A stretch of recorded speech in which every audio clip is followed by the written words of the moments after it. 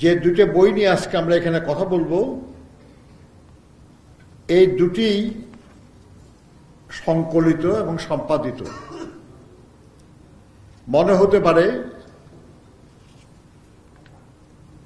যেটা স্বাভাবিক হিসাবে যে গ্রন্থ আমরা বিবেচনা করি, নতুন কিছু লেখা, নতুন কিছু সৃষ্টি, এটা তো সেটা নয়। এখানে দেশে বিদেশে প্রকাশিত অনলাইনে, প্রিন্টে যেসব খবর, প্রাসঙ্গিক যেসব ফিচার, কিছু কলাম, কিছু রিপোর্ট, এগুলো সংকলিত করা হয়েছে। এগুলো সম্পাদিত করে, সংকলিত করে আমাদের সামনে একটা গ্রন্থ আকারে উপস্থাপন করা হয়েছে। এই কাজটাও খুব সহজ নয়। বইটার যে নাম, সেটার সঙ্গে মিলিয়ে সেই প্রাসঙ্গিক বিষয়গুলিকে সংকলিত করা, এটা খুব গুরুত্বপূর্ণ। আমরা দেখেছি যে এখানে উনি লিভিং লিজেন্ড তারেক রহমানের তার নেতা এবং নেতৃত্ব নিয়ে লিখেছেন। এটা করতে যে ধারাবাহিকভাবে তিনি নিয়ে আসছেন, সেটা হলো শহীদ রাষ্ট্রপতি জিয়া রহমান, যিনি স্বাধীনতার ঘোষণা দিয়েছিলেন, স্বাধীনতা অর্জনে সামনের কাতারে থেকে লড়াই করেছেন এবং সেই স্বাধীনতাকে সুসংহত করার জন্য জীবন বাজি দিয়ে, জীবন বাজি রেখে 7ই নভেম্বর দায়িত্ব গ্রহণ করেছিলেন। তিনি বলতেন, মানুষ বাঁচলে দেশ বাঁচবে।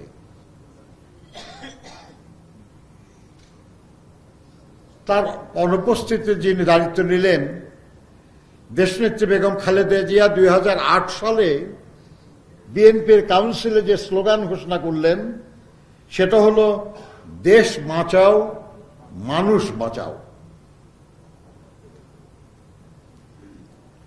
আর এই সাম্প্রতিক আন্দোলনে, এই আন্দোলনটাকে গড়ে তোলার জন্য যিনি সবচেয়ে বেশি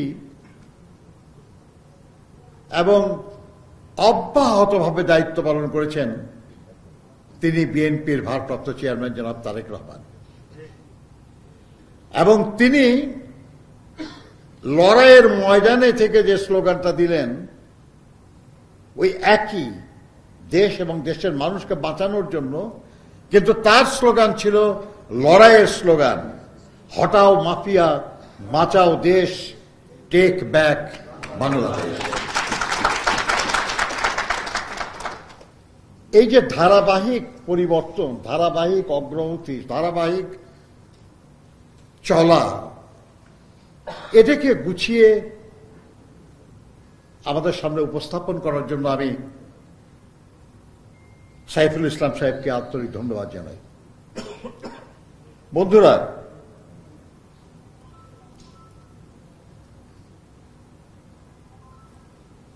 কাজটা খুব সহজ না।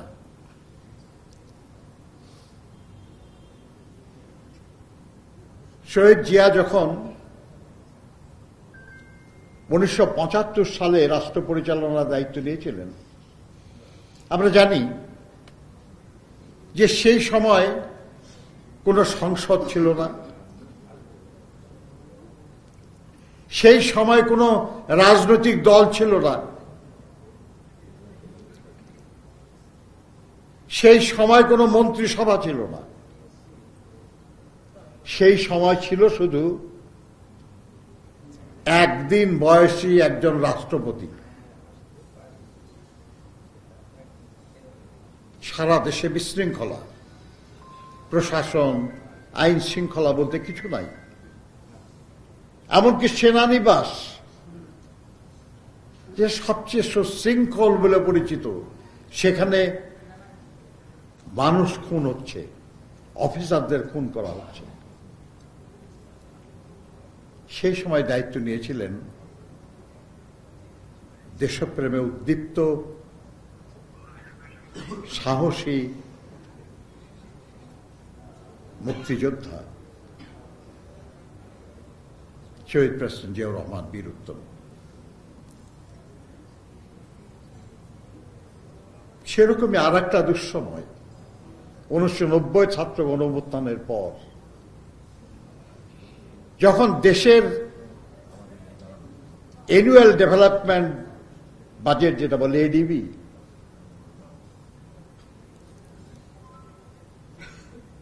মানে জাতীয় উন্নয়নের যে বাজেট, এর সবটাই 100% বিদেশি ঋণ এবং সাহায্য নির্ভর ছিল।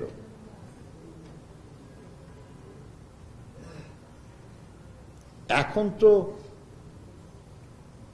আওয়ামী লীগ সরকারের মন্ত্রী মোহিত সাহেব বলেছিলেন,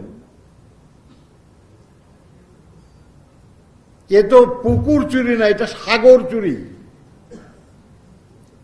এটা অন্যদের বলা লাগবে কি যে এই সরকার কতটা দুর্নীতিবাজ আর কতটা লুটপাটকারী। তাদের নিজেদের দলের নিজেদের সরকারের মন্ত্রী বলেছে। এরশাদ আমলে ওইরকম দুর্নীতি অনাচার ছিল অনেক। সেরকম সময়ে দেশনেত্রী বেগম খালেদা জিয়াকে দায়িত্ব নিতে হয়েছিল এবং নিয়ে সে দায়িত্ব পালন করে দেশকে তিনি এমার্জিং টাইগারে পরিণত করেছিলেন। এটাই ইতিহাস। আজকেও এই যে সীমাহীন লুটপাট এবং দুর্নীতি করে দেশটাকে নিঃস্ব করে ফেলা হয়েছে। কয়েকদিন আগে পত্রিকায় দেখলাম যে আমাদের রেভিনিউ ইনকামের 51% ব্যয় করা হয়েছে ঋণের সুদ পরিশোধ করার জন্য। একটা রাষ্ট্রের রেভিনিউ ইনকাম যেটা রাজস্ব আয়, সেখান থেকে অর্থ বাঁচে, তাই দিয়ে দেশের উন্নয়নের কাজ করা হবে, এটা স্বাভাবিক। কিন্তু তার অর্ধেকেরও বেশি যদি শুধু ঋণ শোধ করতে লাগে, তাহলে সেই দেশের উন্নয়ন হবে কি করে?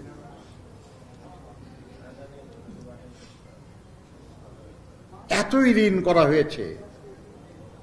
শুধু সরকার ঋণ করেছে তা না, তাদের বসংবদ যারা শিল্পপতি ব্যবসায়ী, তাদের ঋণের যে দায় সরকার গ্রহণ করেছে, সবরেইন রেসপন্সিবিলিটি যেটা,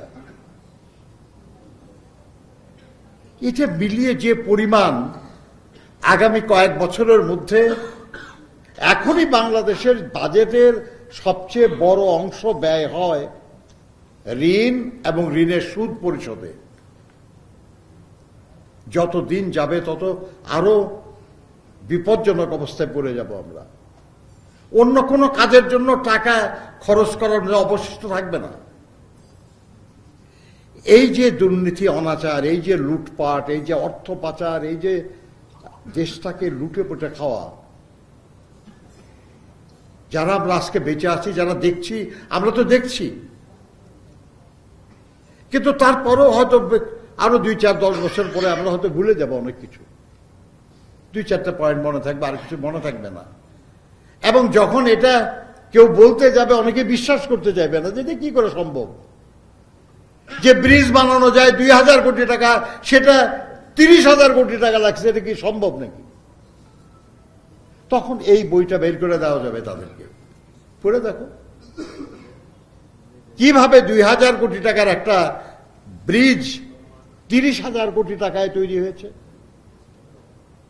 তখন এই বইয়ের গুরুত্ব আরো বেশি করে আমরা অনুভব করি।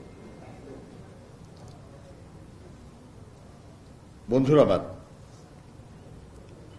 এই বইতে আরো বেশ কিছু জিনিস আছে, যা আমরা যারা রাজনীতি করি, আমরা যারা বিএনপি বা বিভিন্ন অঙ্গ দল করি, আমাদের জন্য বিভিন্ন সময়ে তারেক রহমান সাহেব বিভিন্ন বিষয়ে বিভিন্ন প্রেক্ষিতে যেসব বক্তব্য দিয়েছেন, এই বক্তব্যগুলি কাজে লাগবে। যেমন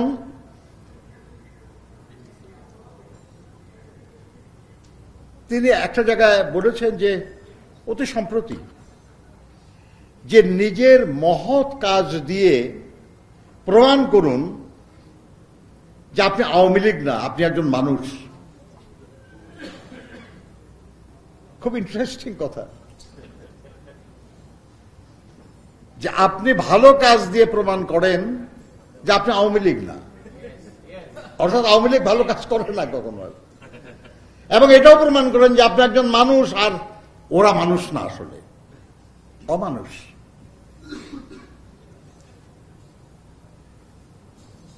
এই কথাগুলির মনে রাখা দরকার, আর মনে রাখার জন্য সাহায্য করবে আমাদের এই বইগুলি। এখানে এই বইটা গুরুত্ব।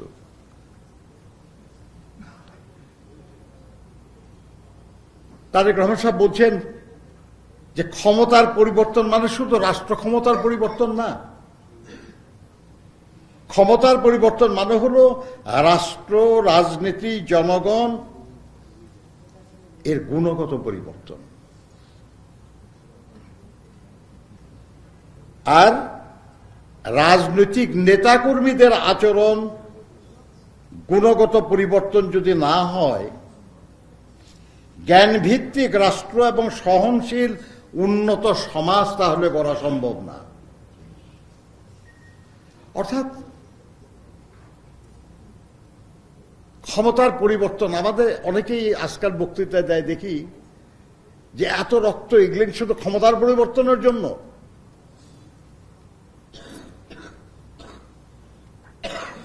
হ্যাঁ,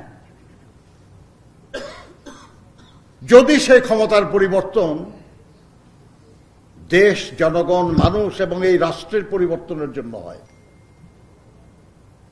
যদি সেই ক্ষমতার পরিবর্তন মানুষের ভাগ্যের উন্নয়ন সাধন করে, যদি সে ক্ষমতার পরিবর্তন এতদিনের যে দুর্নীতি, অনাচার, দুঃসহ, নিপীড়ন, নির্যাতনের যে পরিবেশ, সেই পরিবেশ থেকে মানুষকে মুক্ত করতে পারে। আর এর সবকিছু করার জন্য ক্ষমতার পরিবর্তনের তো কোনো বিকল্প নাই। আপনার একটা রাষ্ট্র পরিচালনা করতে হলে তো আপনার রাষ্ট্রের ক্ষমতার পরিবর্তন আনতে হবে, এবং সেটা আনতে হবে গণতান্ত্রিক প্রক্রিয়ায়, ভোটের মাধ্যমে, নির্বাচনের মাধ্যমে। সেটা যখন দাবি করা হয় তখন এই কথা বললে তো ভুল যে শুধু ক্ষমতার জন্য পরিবর্তন হয় নাই। অবশ্যই ক্ষমতার পরিবর্তন ছাড়া আপনি আর কোনো পরিবর্তন করতে পারবেন না। রাষ্ট্র এবং সমাজের পরিবর্তন এমনিতেই হয় না, এর জন্য ব্যবস্থার পরিবর্তন করতে হয়, এর জন্য আইন পরিবর্তন করতে হয়, এর জন্য প্রয়োজনীয় সংবিধান পরিবর্তন করতে হয়, এর জন্য মানুষের আচার আচরণ, চলাফেরা, কার্যক্রম সবকিছুতে পরিবর্তন আনতে হয়। আর সেই আনার নেতৃত্ব দেওয়ার জন্য যে শক্তি, সেই শক্তি প্রতিনিধিত্ব করে ক্ষমতাকে। পলিটিক্যাল সায়েন্সের একটা কথা আছে যে নো রাইট উইদাউট পাওয়ার, ক্ষমতা ছাড়া আপনার কোনো অধিকার নাই। ওই জন্য ক্ষমতা দরকার, সেই অধিকার অর্জনের জন্য যে অধিকার আমাকে মানুষের স্বপ্ন পূরণে সক্ষম করবে, যে ক্ষমতা আমাকে মানুষের এতদিনের দুঃখ বেদনা এটা অপসারণে বা অবসানে আমাকে শক্তি যোগাবে। এই দুঃসময়ের মধ্যেই তারেক রহমান কত দুস্থ নেতা কর্মীর পাশে দাঁড়িয়েছেন, তাদের অসহায় সন্তানদের পাশে দাঁড়িয়েছেন, তাদের মেয়েদের বিয়ের ব্যবস্থা করেছেন, তাদের স্ত্রীদের সংসার চালাতে সহযোগিতা করেছেন। কিন্তু এটা তার যতটা সামর্থ্য তা দিয়ে করার চেষ্টা করেছেন। কালকে যদি আল্লাহর মেহেরবানিতে জনগণের সমর্থনে বিএনপি রাষ্ট্র পরিচালনার দায়িত্ব পায়, তাহলে সবার জন্য এই কাজটা করার যে পরিকল্পনা তার, সেই পরিকল্পনা বাস্তবায়ন হওয়ার সম্ভাবনা সৃষ্টি হবে।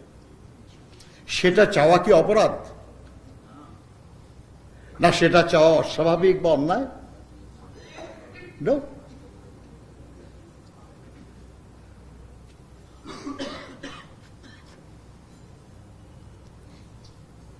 এখন একটা জিনিস খেয়াল করা, আজকে আমাদের বাংলাদেশে অনেক বিশিষ্ট লোকরা বেশ কিছু কমেন্ট করে না, ভালোই লাগে। এবং আমরা যারা খুব ঘনিষ্ঠভাবে তারেক রহমান সাহেবের সঙ্গে কাজ করি আমরা এটা জানি, কিন্তু এতে যখন অন্যরা বলে তখন বোঝা যায় যে আমরা যা ভাবছি এটা ঠিক।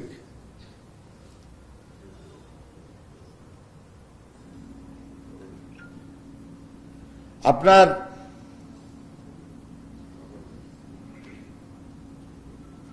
অনেকে বলেন আর কি যে তারেক রহমান সাহেব এখন অনেক ম্যাচিউরড কথা বলছেন, কাজ করছেন। আলহামদুলিল্লাহ, এটাই তো স্বাভাবিক। উনি দায়িত্ব নিয়েছেন, দায়িত্ব পালন করছেন। এবং আমি তো বলি যে আমাদের আল্লাহর অসীম মেহেরবানি আমাদের উপর।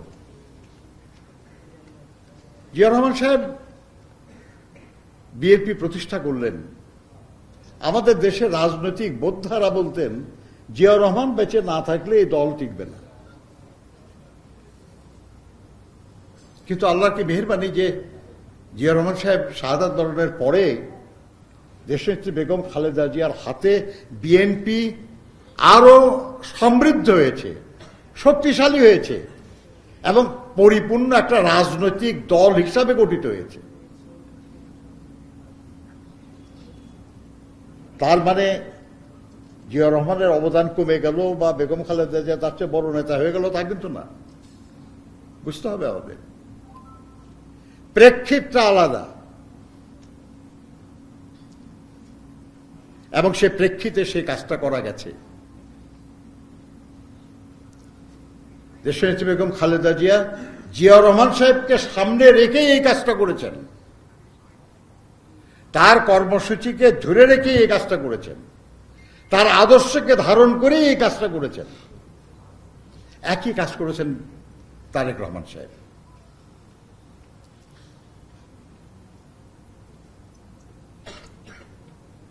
বাংলাদেশের রাজনীতিতে কখনো যা হয় নাই এবার হয়েছে।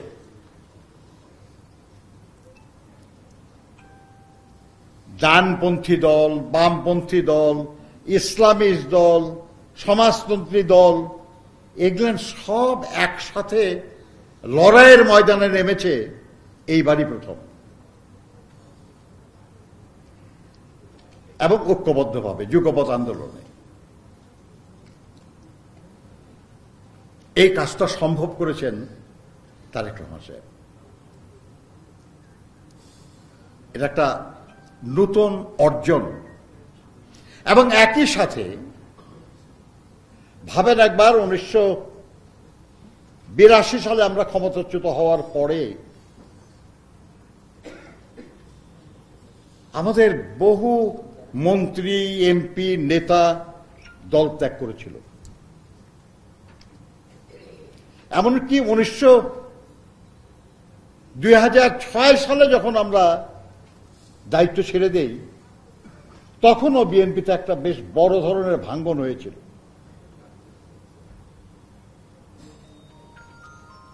গুরুত্বপূর্ণ বেশ কিছু নেতা। কিন্তু গত এই 15-16 বছরে এত অত্যাচার, এত নিপীড়ন, এত গুম, এত খুন, এত কিছুর পরে এবং এত বছর ধরে লড়াই করে চলছি, সাফল্য লাভ করতে পারছি না। সেরকম পরিস্থিতিতেও এই দলটার যে ঐক্য ধরে রাখা গেল, এটা কি কম অর্জন? কিভাবে এটা সম্ভব হয়েছে এটা বুঝবেন আপনারা এই বইগুলি পড়লে। বিভিন্ন দল, অঙ্গদল, বিভিন্ন জেলা, বিভিন্ন উপজেলা, বিভিন্ন অনুষ্ঠান, বিভিন্ন ধর্মবর্ণের মানুষের অনুষ্ঠানে তারেক রহমান সাহেব কি বক্তব্য রেখেছেন, কি দিয়ে তিনি ধরে রেখেছেন, কি দিয়ে তিনি উদ্দীপ্ত করেছেন, এটা রেকর্ড আপনাদের কাছে থাকবে এই বইটার মাধ্যমে। আমি সেই জন্য সাইফুল ইসলাম সাহেবকে আমি ধন্যবাদ জানাই। আমি আপনার দুর্নীতি দুঃশাসনের ব্যাপারে যে বই, সেটা নিয়ে বেশি বলার কিছু না। এটা সোহেল অনেক বলেছে, মনিজু ভাই বলেছেন, খুব তারা এই ব্যাপারে ভালো বলতে পারবেন। টু বি ভেরি অনেস্ট, এই বই নিয়ে আলোচনা বোধহয় আমার করাটাই ভালো না আর কি। এই জন্য মানে, কারণ আমি কোনোদিন বইটই লিখি নাই ভাই, কাজেই যারা লেখছে তারা আমার সঙ্গে যোগ্য মানুষ, তাদের নিয়ে বলা কিছু যায় না।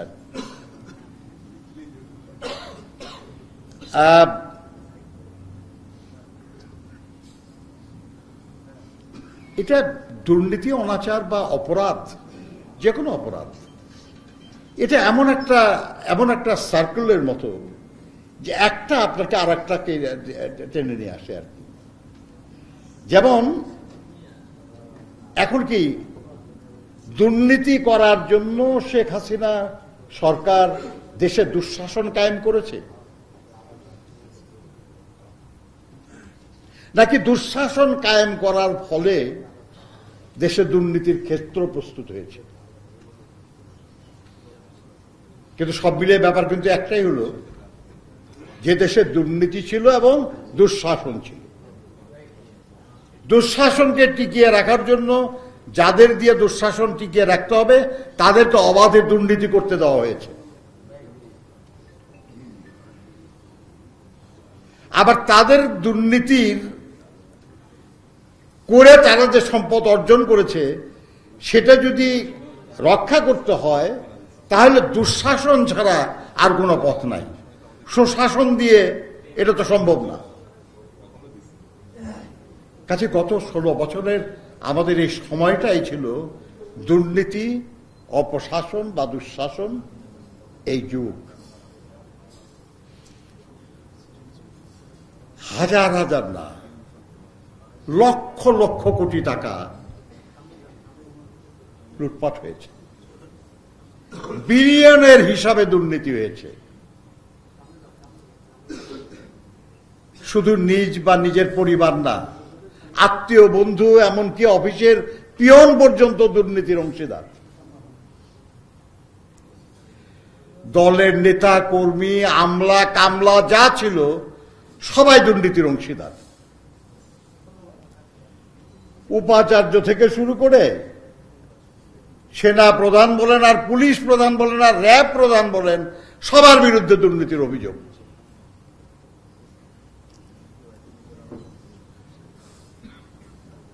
আর সবাই মিলে কি পরিমাণ দুর্নীতি করেছে যখন প্রকাশ হতে থাকলো,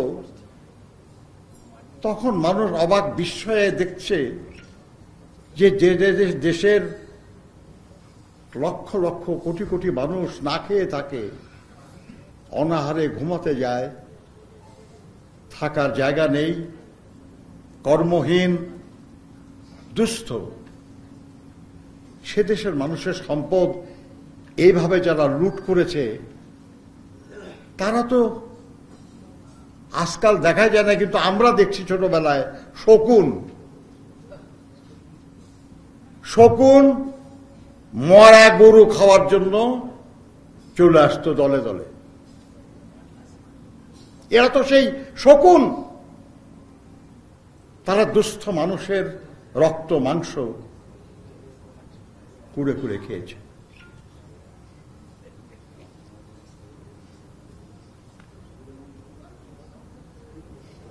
পত্রিকায় ছাপা হয়েছে,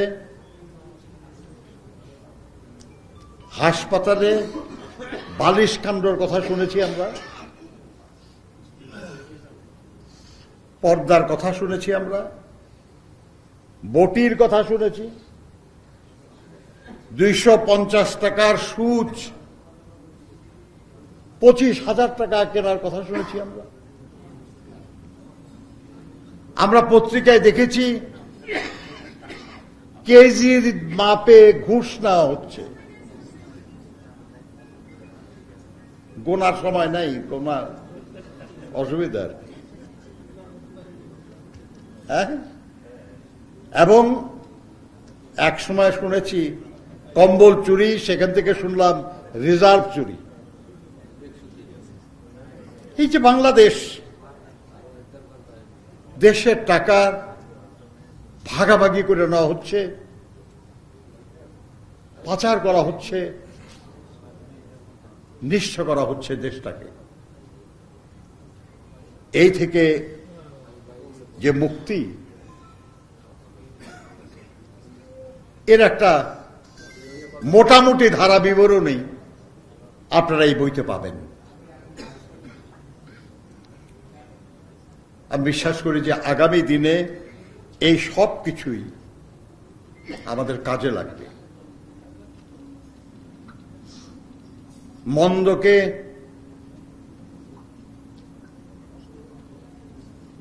গাল দেওয়ার জন্য, প্রত্যাখ্যান করার জন্য, ভালো কিছু করার চেষ্টা করার জন্য এই তত্ত্ব আমাদের কাজে লাগবে। আর এই কাজটা করার জন্য শোভা প্রকাশনী এবং সেন্টার ফর ডেভেলপমেন্ট রিসার্চ তাদেরকে ধন্যবাদ জানাই। সবচেয়ে বেশি ধন্যবাদ যিনি সংকলন এবং সম্পাদনা করেছেন, আমাদের প্রিয় সহকর্মী অধ্যাপক ডক্টর সাইফুল ইসলামকে। আপনাদের সবাইকে ধন্যবাদ। আল্লাহ হাফেজ। বাংলাদেশ জিন্দাবাদ।